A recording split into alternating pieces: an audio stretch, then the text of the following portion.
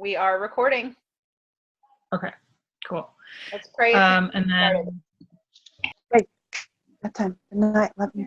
Good morning. how do you mute? Okay. All right. You got that. Okay. Except I just muted you. Hold on.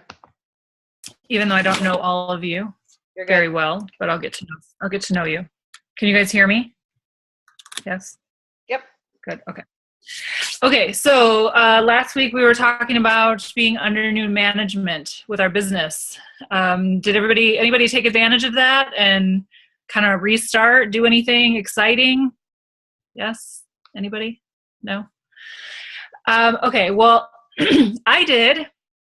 I didn't specifically sign anyone or do anything like that, but I went back to the beginning of, not the beginning of my Facebook, but the beginning of when I started posting on Facebook to try to see what I was doing then, what I shared, what I said, and what I saw was so much crazy excitement. I don't know if I was embarrassed of myself or excited for myself, but I was really excited about what I had. And I've noticed that now, especially just, obviously over the last couple of months, it's kind of been like a hit or miss post and random, kind of all over the place. And so that's what I'm trying to do, is get back to that excited Dana new distributor level that I was at. So hopefully you guys are kind of going back to that too. So Bethany and I had a video chat this week to discuss some stuff that we wanted to share with you guys tonight. So I'm going to start, obviously, and Bethany's going to finish off with some really good info. So we wanted to talk to you guys tonight about goal mapping. Setting goals, because I know we talk about that a lot, and we tell you guys, you have to set goals, but I think people don't actually know how to set a goal. I mean, obviously anybody can say, well, I want to be, ambassador. Well, everybody wants to be ambassador, but how do you do that? How do you obtain that goal? So, just a couple things real quick. People who write down goals earn on average 10 times as much as people who don't. Okay. So if you're not writing down any goals at all, you're probably not going to make as much as the person that is. However, only 3% of people actually do it. So there's not a high percentage of people that actually write their goals down. So if you're one of those people that don't, I would suggest you start. So what it does when you write down your goals, it reinforces your commitment to them.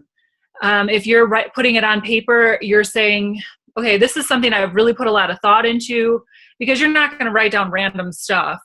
Well, I don't think you will, but most people are going to actually put some thought into it and start writing, goals they really want to reach. It helps you remember what you're working for. Which I don't know about Bethany's team, but we talk about that a lot, knowing what you're working towards.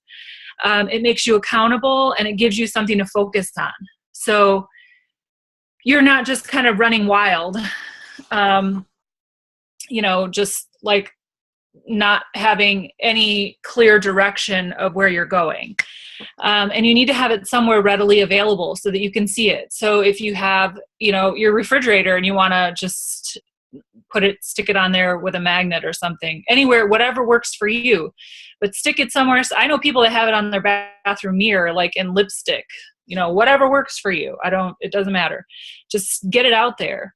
But something that I wanted to talk about, and I went over all of this with Bethany, was what I have written. It's SMART goals, and SMART is going to stand, each letter is going to mean something. So I don't know if you want to take notes or you don't, that's fine. This is being recorded. I would suggest you take notes though. So SMART goals, being specific about your goals. M, being measurable. So if you cannot how do you know if you've reached the goal line if you don't have a goal that you can actually reach? So it's important to set a goal that you know has a finish line, that you know when you've reached it. Okay, so let's say my goal is I want to get to presidential. Obviously, when I hit presidential and that rank changes over, I know that I've reached that goal, right? So S is specific, being specific about your goals. I think that's pretty clear, right? You know what that means? Okay. Measurable. A, attainable. Not a wish. So if you're a distributor level now, setting an ambassador level goal is more of a, I wish to be ambassador, not saying that you're not going to be ambassador, but let's start off smaller. Let's say your goal is executive, because that is something that's immediate. That could happen next week. Let's start there. And don't set goals that you don't truly believe that you can reach. If you don't truly have the faith in yourself that you can get to this goal that you're setting for yourself, then set a different goal, because you're never going to reach it if you don't even have the faith in yourself to get to that goal. Okay, if that makes sense. Set a goal that you know you can accomplish, that is that you have to put a little work into it, but it's an attainable goal. Okay. You need to set process-oriented goals, not outcome-oriented goals. So just to explain a little bit about what that means. You can't set a goal that is focused on the outcome. You need to focus on the process of it. So if your goal is to get to executive, then what is the process of that goal?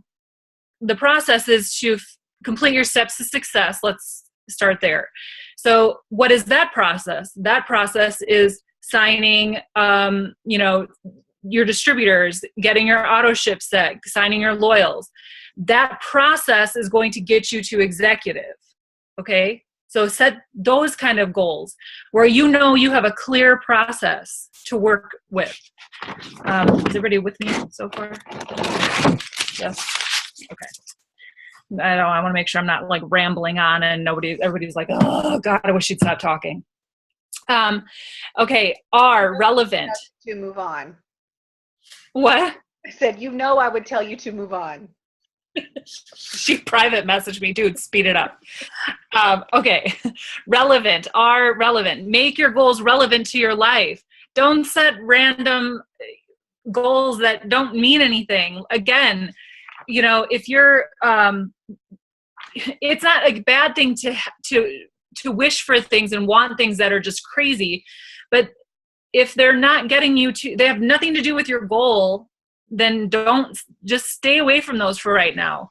Right now, we're focused on relevant goals to what your life is and what you're trying to get to. T, time-based. Follow a timeline. Like I said, there has to be a timestamp or an expiration date on these goals. Because I could say, well, I want to be a millionaire. Well, that's great. Well, what am I going to do to get there? And what time frame am I giving myself?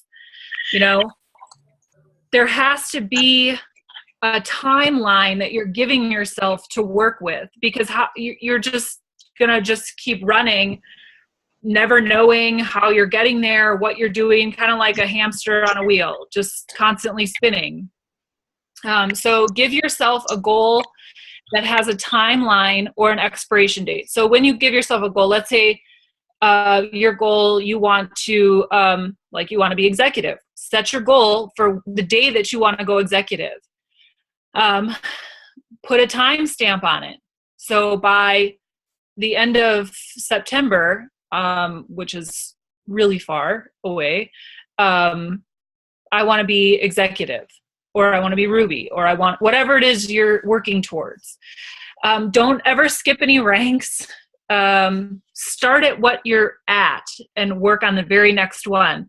Because if you skip to another one, let's say you're executive and you're like, well, my goal is to be diamond in 30 days.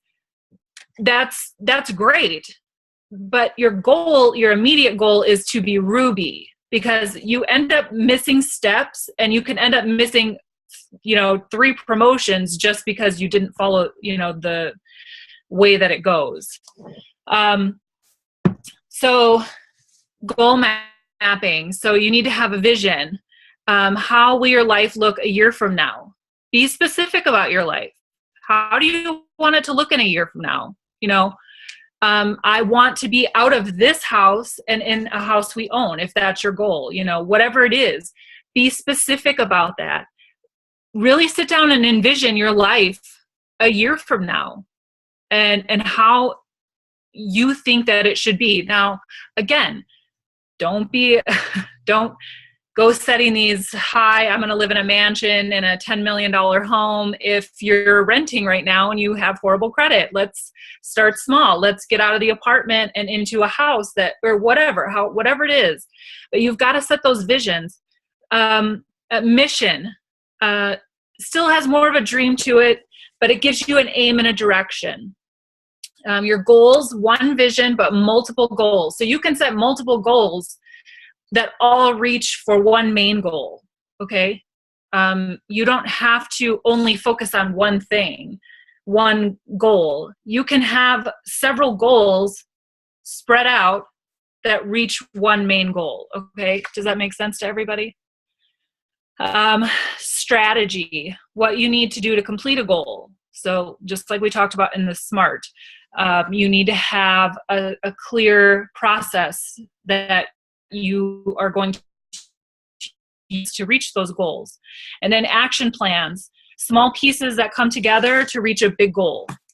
So all of those little things that you put together are going to come together, like I said, to reach a main goal.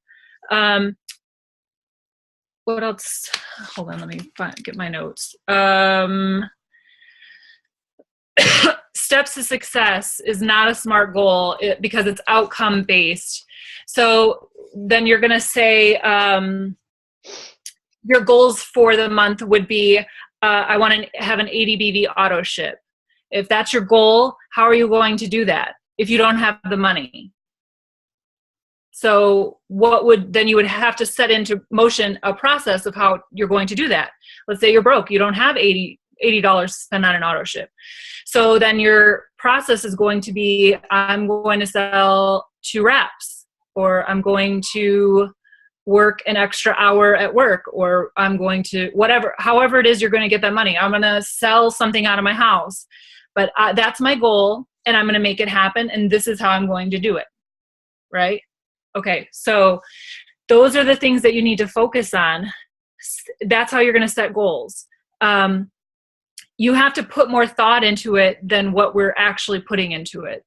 So, and then I've done this, I'm guilty of it. I'm pretty sure Bethany is. We just set these high random goals because that's what we're told, right? Set your goals, dream big, go for whatever. And we have to, sorry, Rob just walked in. Onion rings. Oh, thank you. He brought me onion rings. He's so sweet. Now he just threw me off with food. Yay for food. Small goals. I'm not even hungry, but I appreciate the onion rings. Okay, so you want to run your auto ship. You've got to figure out the way that you're going to do that. So, like I said, figure out how it is that you're going to make that extra money. Does somebody have a question? I just saw a hand go up. Okay. Okay. Okay. And then thrown off by food. Strategy. Okay. You're gonna set aside enough money for your auto ship, and then set your auto ship to run between the 1st and the 15th. Set up wrap appointments. supplement your wrap cash with your It Works paycheck. So if you've already got loyal customers, use that commissions check to help pay for your auto ship. I know you're going to want to use it for a tank of gas or something if it's, a smaller check. Auto ship running, because it's really important. And this is totally going on to another Zoom, but it's really important to be a product of your products. You cannot sell something and you don't use it. People are not going to believe you if you're trying to sell them something you don't even use. So aside from the auto ship being the way that you're commission qualified, that's great and everything. But personally, I feel like you being a product and using those products is way more important than that. So run that auto ship. And if you can't run 80, then you run 50 and you find the rest of it by signing loyal customers. You have to do it somehow. You have to find that way to make it work. And not just say, well, I can't afford it, and so I'm just not going to do it. Well, then you just wasted $99 on a business for nothing. You're not, you could have used that $99 for something else. And that's totally going off my topic. But so let's see. Utilize social media and local events to introduce products. You can find, especially now, you're just kind of going into fall. For me, it's still summer. It'll be summer for like 5 more months. Use local events, farmers markets, wherever you can get in for cheap or free. A lot of those places will let you set up a table for free. So go set up a little table. It doesn't have to be extravagant, throw a couple Blitz cards out there, wear your shirt, bring a couple wraps, do it with a girlfriend if you can, or a friend, and get yourself out there in your local area. Especially if you don't have magnets and the thing on your car and all that stuff, get yourself out there and don't be afraid. Talk to people. And this is, again, going off topic. So anyways, that was all I had. SMART goals, goal mapping. And Bethany has some really good stuff to share with you, so I don't want to go into her time too. So hopefully you guys took notes. And if you have questions, maybe you can ask them at the end. Yeah, we'll leave some time at the end. Okay. Okay, so to tack on to the goal setting and goal mapping, I know a lot of us, you can say, so you get to the point where you're like, okay, I'm going to promote to Ruby. I need 3 more distributors and volume to jump from executive to Ruby. And so in the beginning, we think, okay, I just need to talk to 3 or 4 people, get these 3 or 4 to join me, la, la, la, here we go. Okay, it doesn't work like that. I don't know anyone in sales, especially new people to network marketing, who have a 90 to 100% close rate. You're not going to talk to somebody and close them. You're not going to talk to the next person, close them, talk to the next person, close them.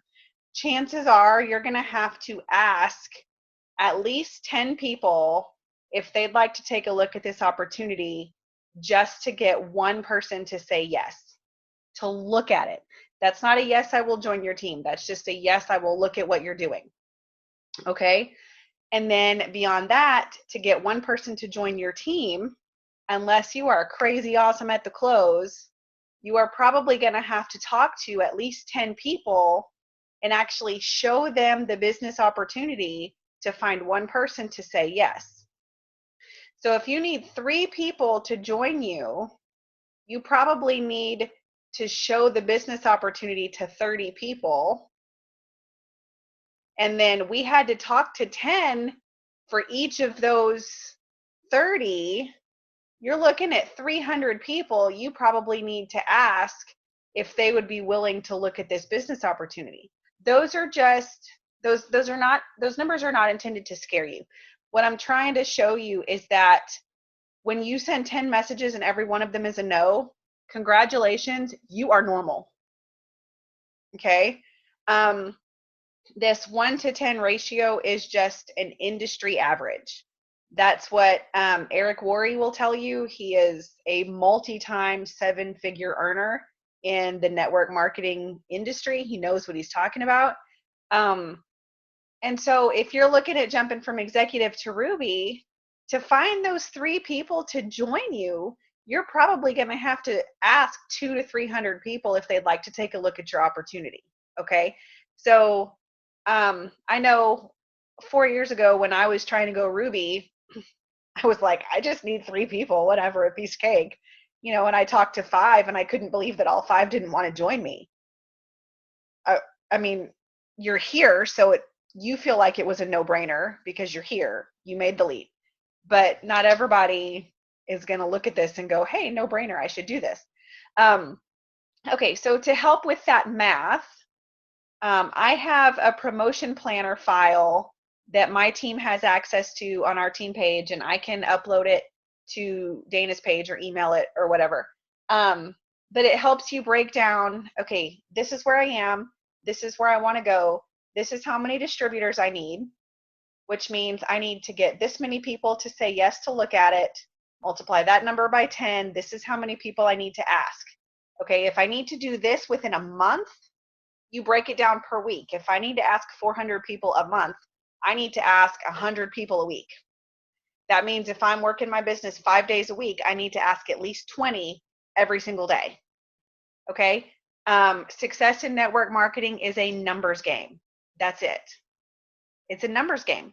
So if you will look at this with a take the emotion out of it. Just don't get frustrated when you have to send 400 messages. It's math. That's just the way it works. So anyway, the second half of this promotion planner is, okay, if I need to have this many conversations, then I'm probably going to have 5 to 10 blitzes per one of those conversations that I'm trying to have. And so we do a little bit more math, a little bit more multiplication, and it's showing you how many people per day you need to blitz, whether it's a blitz with a card, blitz with a message, blitz with a phone call. Because my team talked about this a couple of weeks ago on a Zoom after we saw Ashley Sinclair do a training. She and Pam did a lot of talking about what does it mean to blitz. And a blitz is not just when you hand a card to somebody. You're blitzing anytime you bring up the business, whether it's on Facebook in a text message, with a phone call, face-to-face conversation at your church group.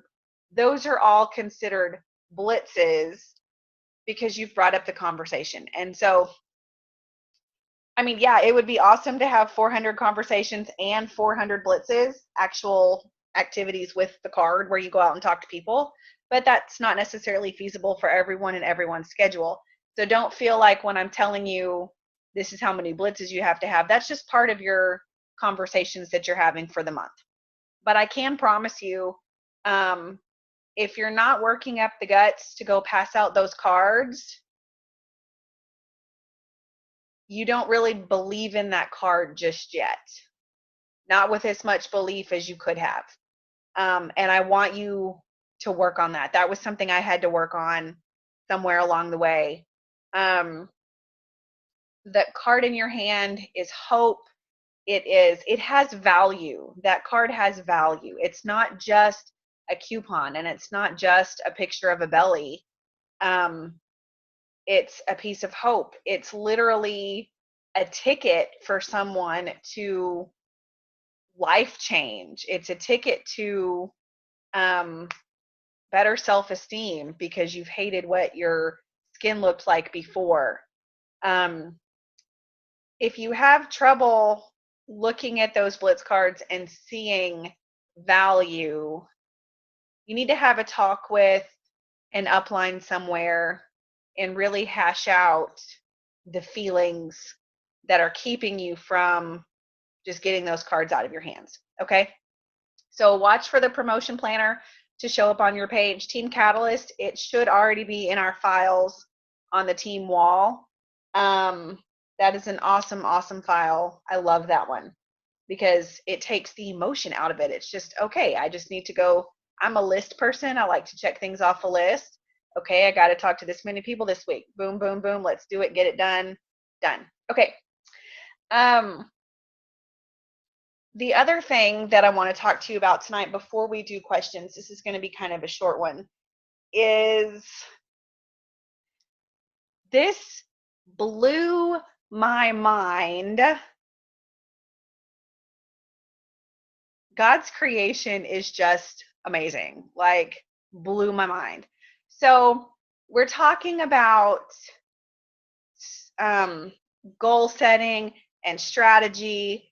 And over here, separate from Dana, before we had ever talked about what this Zoom was going to be about, I'm doing my personal development reading. And in the book, he's talking about visualization and how you need to visualize the process and visualize where you're going. And let me be very clear.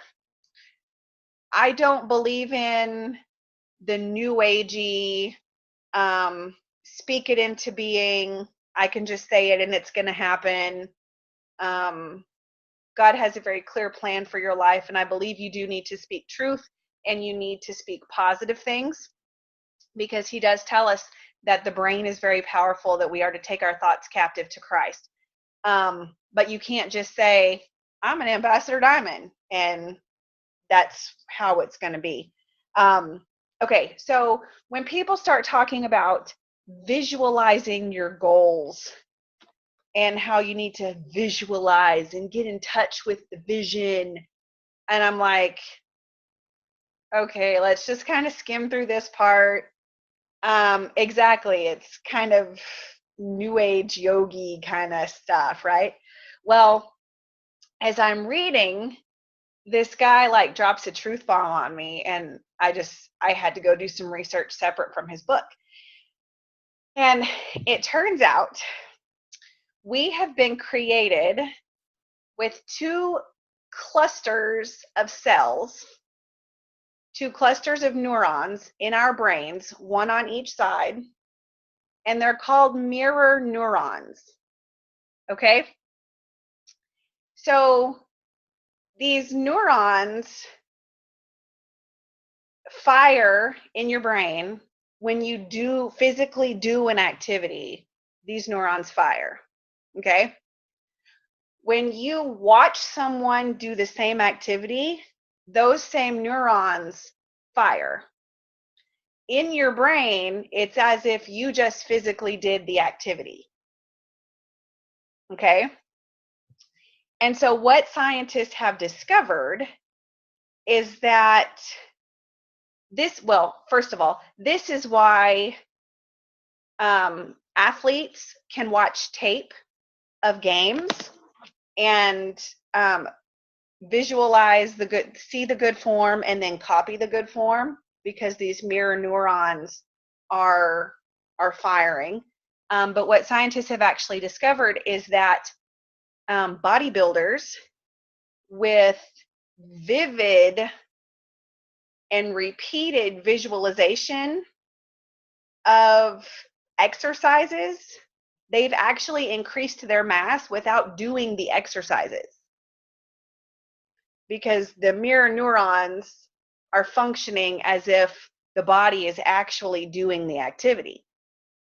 Okay, all that being said, this now gives truth to the fact that if you will spend time watching a successful blitz and then replaying in your head what a successful blitz looks like and feeling those emotions of how good it feels to share this with someone and how good it feels to see someone take that wrap off and have amazing results. But your brain begins to function as if those things are being achieved. Like visualizing the perfect blitz is going to help you actually do the perfect blitz, because your brain thinks it's already happening. Does that make sense? Yes, Megan, it is so cool. Like, I had to jump on and I watched a whole bunch of science videos about this. and how like God wired our brain. He created us to be, this is what helps with empathy. Like you can look at someone who's hurting and you can feel what they feel because your mirror neurons are interpreting to your body. This is why you will cry at a movie. This is why you get excited at a sporting event, because you're watching them. This is why people have not phantom pain. That's when you have something cut off. Sympathy pains. When you have sympathy pains with someone because you see them hurting and your body feels what you know they feel. And you can use this to your advantage if you will take some time every morning and visualize your day being a success. Now, you don't visualize the end product. You have to visualize the actions. It's the actions that are key. It's not the end game. Okay? So as you're writing down these goals and you're thinking about blitzing all these people, you can't visualize the fear. You can't visualize, oh gosh, I don't want to do this because of this, this, and this. You have to visualize the action that you want to occur, and then you repeat and repeat and repeat and repeat and repeat, because your brain will believe it. And then those words that you go over in your visualization and the outcomes that come from the actions you're visualizing will begin to happen. Am I making sense? Because this whole mirror neuron thing just blew me out of the water. Like, I was like, what? You've got to be kidding me. That's not even possible. So mirror neurons, like, go watch some video on it. It will blow your mind. And people that think we evolved, I can't even. I'm like, that's just not even possible. So anyway, mirror neurons. When you are visualizing, it's got to be very specific and it has to be vivid in your brain. You've got to feel the emotion. You've got to feel the excitement. And if you can't visualize it on your own, get some video and start watching some of these leaders who've blitzed. Listen through it, talk through it until you can see that. Anything else that you struggle with, if you struggle with leading a party, if you struggle with training your distributors, if you struggle with whatever, anything that you struggle with, if you will get some vivid visualization going to get your brain on your side, it's going to be so much easier to go out and actually do the real physical activity because of the way God made your brain. That is just so mind-boggling to me. Okay, so I said the word repeat like 100,000 times. And that's kind of good because that's part of our job here. And you're not going to be able to visualize these actions one time and then get them down. This is going to be a process, just like anything else we do here. What do we say? Blitz, wrap, repeat. Okay? It's the third part of our thing. Blitz, wrap, repeat. And my team talked about it a couple of weeks ago, but that's where we lose everybody. Or if we're going to lose somebody, we're probably going to lose them on the repeat step, because most of us feel like once we do it, we should have accomplished it or achieved it, or we should have mastered it and it doesn't need to be done again. But that's not the case. Network marketing is a numbers game. You sign a customer, awesome, throw a party, but you can't stay at the party. You've got to go repeat the process. Blitz, wrap, repeat. You've got to fall in love with the repeat part of this process, whether it's repeating the visualizations, repeating your follow-ups, repeating the same thing on a training you feel like you've said 100,000 times. So what? Say it again. You feel like you're repeating your story over and over and over and over and over to people. Awesome. That's the whole point. Your story is what makes you an individual in this business. Repeat it till you're blue in the face. That's why we're here. But you've got to look forward to the repeat. It can't be the dull part of this. It's got to be the really exciting, you've got to love this because this is where your results are going to come from part of the process. Repeat, repeat, repeat, repeat, repeat. No matter which aspect we're repeating, love the repeat. Love it.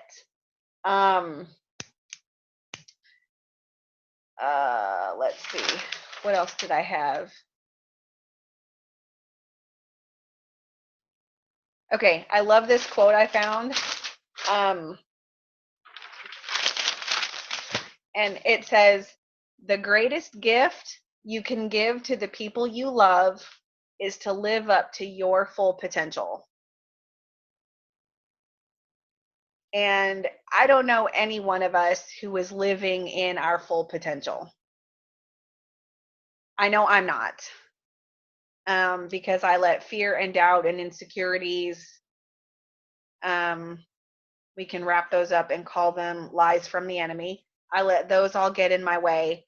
I let, that was my phone, sorry.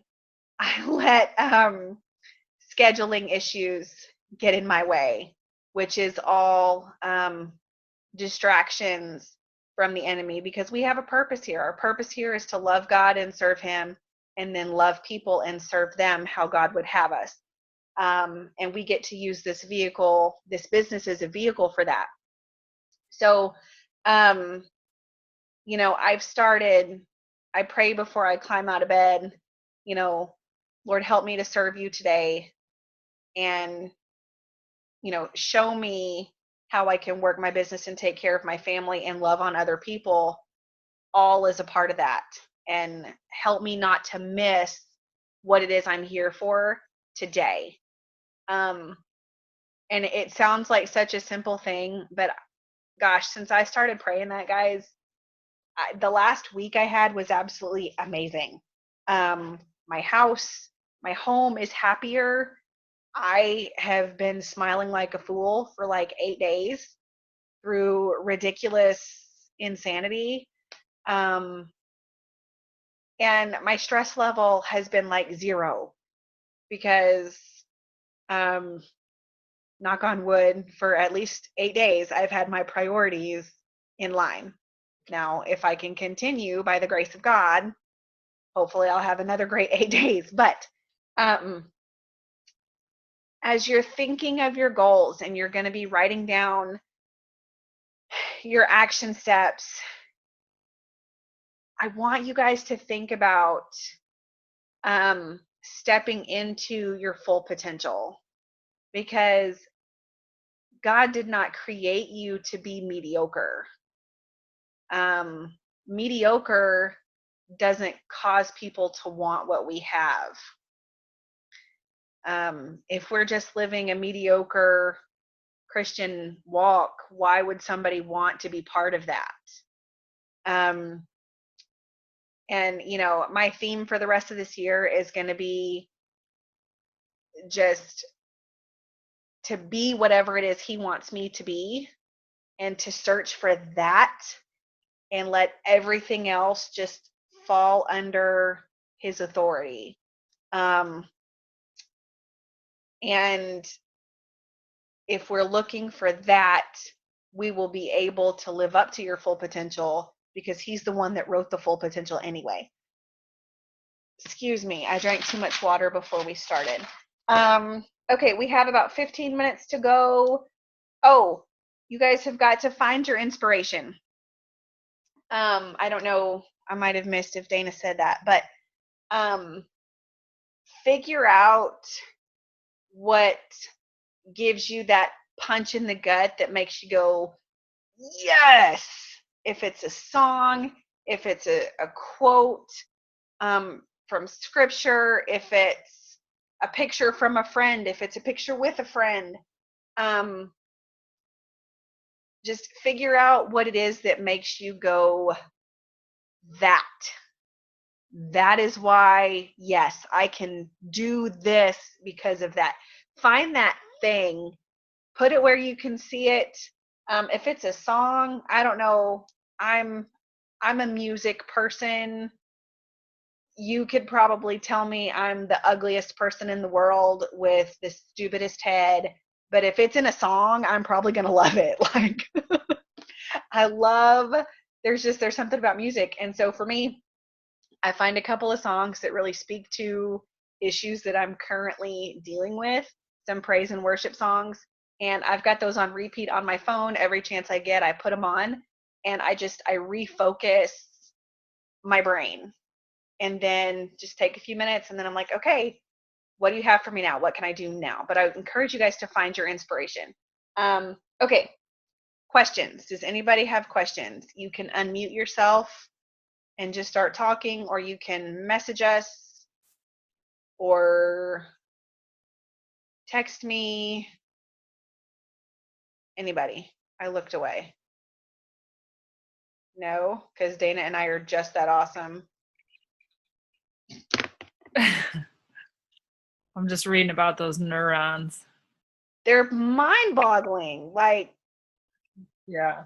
I mean, I swear, and they've only known about them for a few years. Like as much as we know about the human body, and they've only discovered these a few years ago. That to me is just Last decade. yeah. Well, it says it's one of the most important discoveries in the last decade of neuroscience. Crazy, crazy, crazy. God's creation is just mind-boggling. Absolutely mind-boggling. It says, apart from imitation, they are responsible for a myriad of other sophisticated human behavior and thought processes. They're amazing. That's crazy. Okay, can we talk about things to say or not say when approaching people in various contexts, family member versus friend versus total stranger? Yeah, you don't ever want to say, hey, fatso, you need this wrap. Because I've seen that blitz go down and it's not cute. It is not cute at all. I mean, like, you could probably tell your brother. Probably not the best thing. No, they do that in like Washington, D.C., and that's not okay. That won't fly in the South. No. What to say, what not to say. Whatever. Wait, did somebody ask? Yes. Oh, okay. That was a chat question. What to say or not to say when approaching people in various contexts, family member, friend, total stranger, etc. Well, I'm not one, I don't like to just walk up and blitz people. I'm not that person. I don't have that personality, but I am great at striking up conversation. So in conversation, I always make it a point to somehow work in what I do. I'm kind of a chatterbox, so people will chat with me, especially in checkout lines at stores. I don't care what store I'm at. It doesn't matter. If there's somebody in front of me or behind me, I'm going to talk to them. Or the cashier. If they're super friendly, I'm like, oh my gosh, or give me a discount on something. You're so sweet. Thank you so much for giving me that. Here, let me give you a coupon because that was so nice of you. So just something like that. But I'm not a fan of just walking up to random people and giving them cards because I don't know, I'm not that person. So because I'm a mom, I have that in common with, other moms, as most of you do. So if you're standing in line and your kids are, talking or whatever, or there's a lady in front of you and she's got a cute baby, just be like, oh, your baby's so cute. How old is she? Or whatever. And just spark up that conversation. I wear my It Works gear everywhere I go. So I get a lot of questions about that, especially here in this area of California, because nobody seems to know what it is. So people are always like, oh, what works? And most of the time I'm like, what? Oh, sure. Right. Yeah. And then I have to like go into explanation. So friends, well, so just to go back and answer the question, for me, family, I'm more blunt and just like, dude, like, when are you going to do these wraps? Like, you're complaining, you got fat. I don't get it. Why? I got something for you and you're just not doing it. I don't understand. Friends, depending on the friend, I might be the same way. Or I'll just say, when are you going to try my wraps? Or when are you going to try these products? You know, I'm not going to quit bugging you, laugh out loud or whatever if I'm messaging them. I try to keep my messages funny and upbeat and just, so they'll laugh at them instead of making them feel like I'm after them for money. So if I know they're struggling with something specific, I go to that product. I know that you're constantly talking about how you have really bad allergies or whatever, or you're tired. You've got to try the greens. So then I'll go with that instead of, not everybody wants a wrap, so you have to, unfortunately for some people, you actually have to talk to people and figure out what it is that they are looking for. Because what one person wants, somebody else is not going to want. And we have so many more products than a wrap. So utilize those products. And I think that's part of our problem. Well, some people, because they forget that we have 30 something other products and they only focus on one. And so you're literally cutting off an entire group of people because they don't even know we have these other products. So you've got to be just super well-rounded and listen to people. And I think people want to be heard. They don't want to feel like they're a dollar sign in your eye. They want to know that you've been paying attention. Hey, I've been watching on your Facebook. You've been talking about, for weeks, you've been talking about not feeling well, or you constantly have a cold or whatever. Will you please just, I'll send you 2 greens on the go. Just try them. See if you even like them, because some people just literally cannot stomach the greens or they can't handle the color. They're freakish like that. And so they can't do it. So, do something like that. Offer them a sample of greens on the go. See if they like it, because they may end up being one of your best customers. There really isn't anything specific that you can say to each group of people. It's just all about getting to know them and having interaction with them. And that's, I guess, all I have to say about that. I'm the opposite of Dana. I am not a good conversationalist.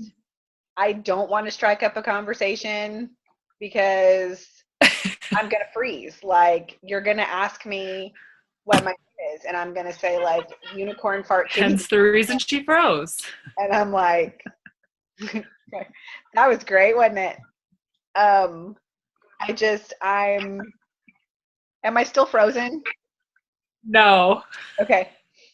I don't love the random small talk. I'm not good at it. And so I prefer, if it's a stranger situation, to pinpoint something on them that strikes me, whether I like their shoes or they're wearing our color. They have a great smile. I love their hair. And I give them a compliment and a coupon. Oh my gosh, I love your hair. You get a coupon today. And then I stand there and smile at them, because someone's going to break the awkward silence, and it's not going to be me, because they're probably going to ask, well, what is this? And then we get to talk. And if you're asking me about products, I am in my wheelhouse. So don't try to have small talk with me. It's not going to work. I'm like, I don't know. What's my name? Now, you put me in a room with 400 people and a microphone, and I'm the most comfortable person in the world. But I don't do well with small talk. And then family and friends, I'm more with Dana. Again, they want to know you're listening. Listen to what they need, and then if you have a solution, offer it. I always let people know I'm completely zero pressure. I just want them to have the information, and I'm available for questions. If it's somebody I know really well, I'll be like, dude, we gonna do this or what? You know, like, let's do the dang thing. Quit talking about it. Quit complaining about your situation, and let's fix it. But yeah, there's no magic answer because each of us is different and each of them is different. And so if it's something off the wall, the new greens are boss. I'll like say a little prayer and then open my mouth and see what comes out. Help me, Jesus, and then start talking. Thrive. Yeah, like those little split-second prayers. Come in.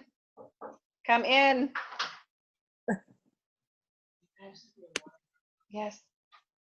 So, Megan, does that answer your question? Okay. Anybody else?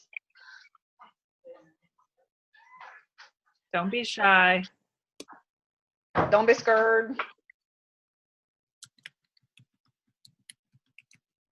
Okay, so since nobody else has a question, I can tell you what a horrible mother I am.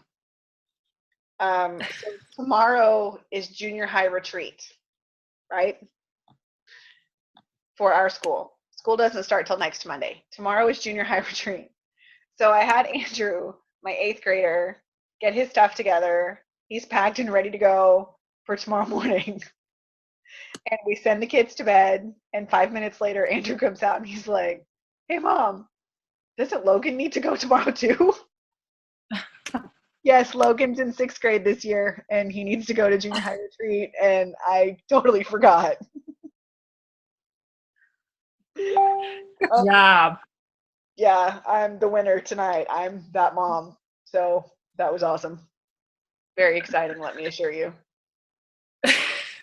Yeah, wow. I was like, sorry, kid, I do love you. I just totally forgot you were in 6th grade. Any other questions, comments, unicorn farts? Nothing? Okay. We are awesome. I know. Tonight, when you get off, I posted a picture. Some of you may have already commented. I didn't go check. I posted a picture of our training. If you're not friends with me, Dana can tag you. You guys, like, go drop us an aha moment if it's something you don't mind putting publicly. And if it is something you mind putting publicly, go share it in your team page. I would love to see what those are, because that kind of lets us know which direction we need to head in for next time. If we don't have anything else, I will stop our recording.